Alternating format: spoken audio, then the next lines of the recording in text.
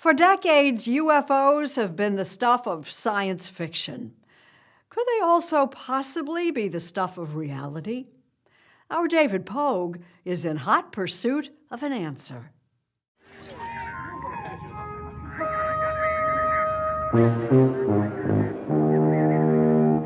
We've always been fascinated by aliens. We have come to visit you in peace and with goodwill. And that's putting it mildly.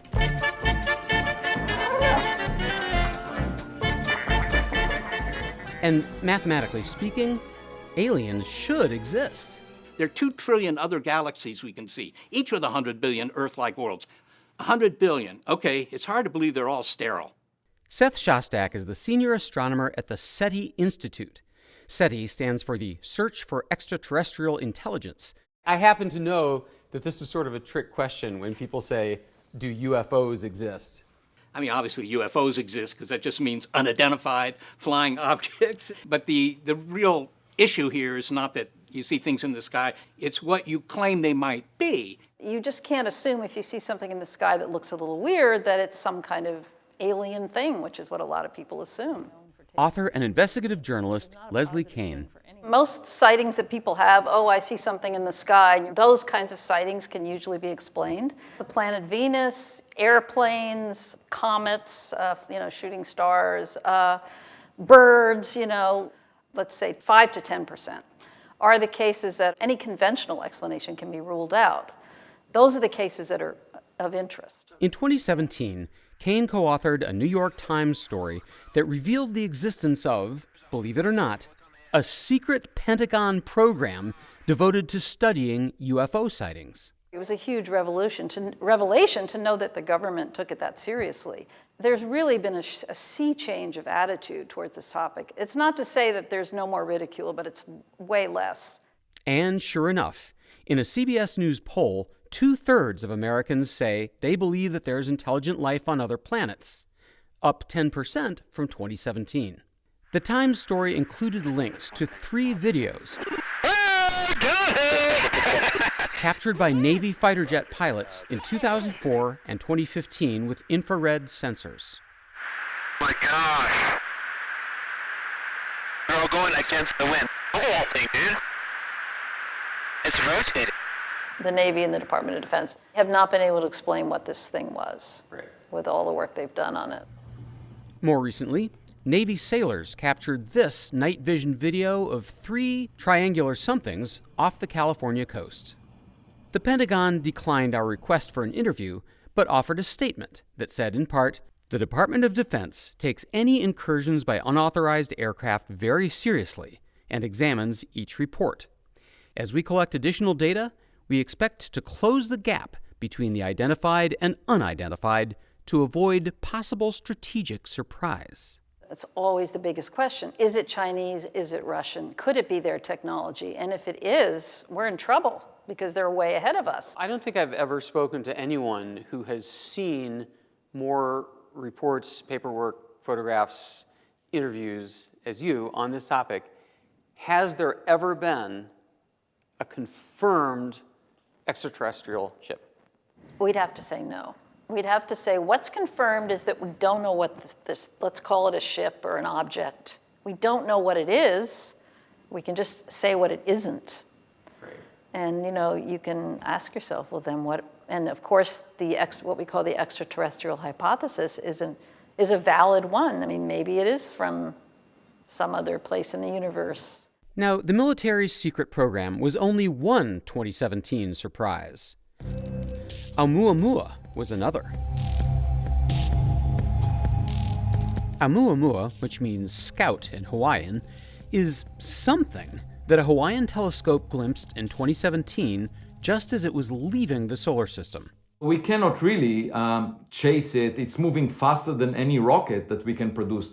Avi Loeb teaches astrophysics at Harvard. Until last year, he was the chair of Harvard's astronomy department. Prior to the discovery of Oumuamua, we have never seen an object from outside the solar system. It's the first interstellar object, and that by itself surprised me. Loeb identified 3 other strange characteristics of Oumuamua. First, it seemed to be flat, like a pancake. Second, it had no tail, as a comet does. Finally, it was accelerating away from the sun, as though being pushed.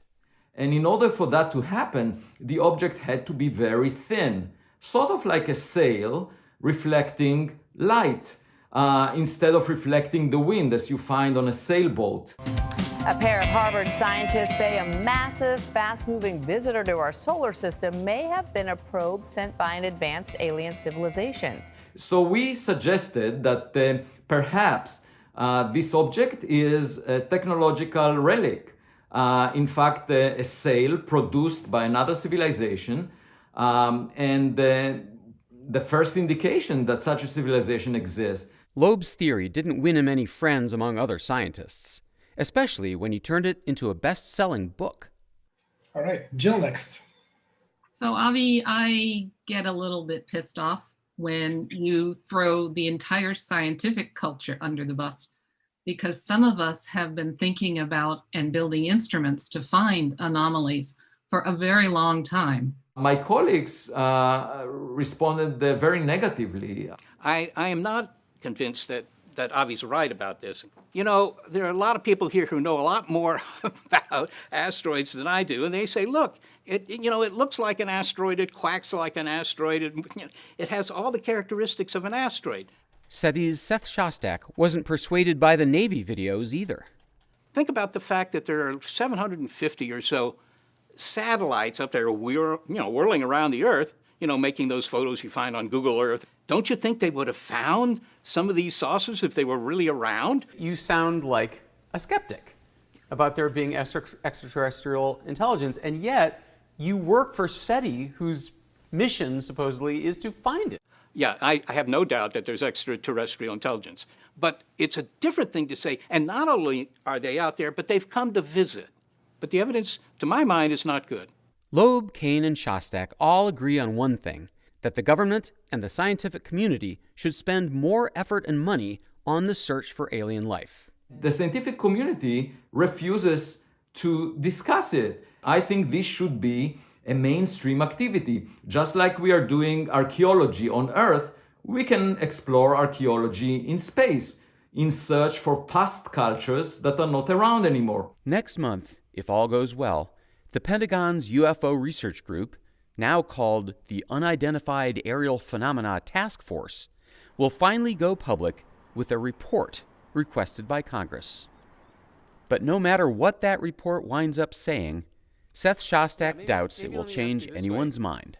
Is there anything wrong with people believing whatever they want to believe? I don't see too much harm in it, to be really honest about it. I mean, the aliens, if they are here, they don't do much, right? They don't address the national debt. They don't cure any disease. They don't do anything except occasionally appear to people in their cell phone videos. So live and let live. Yes, yeah, maybe that's the right attitude.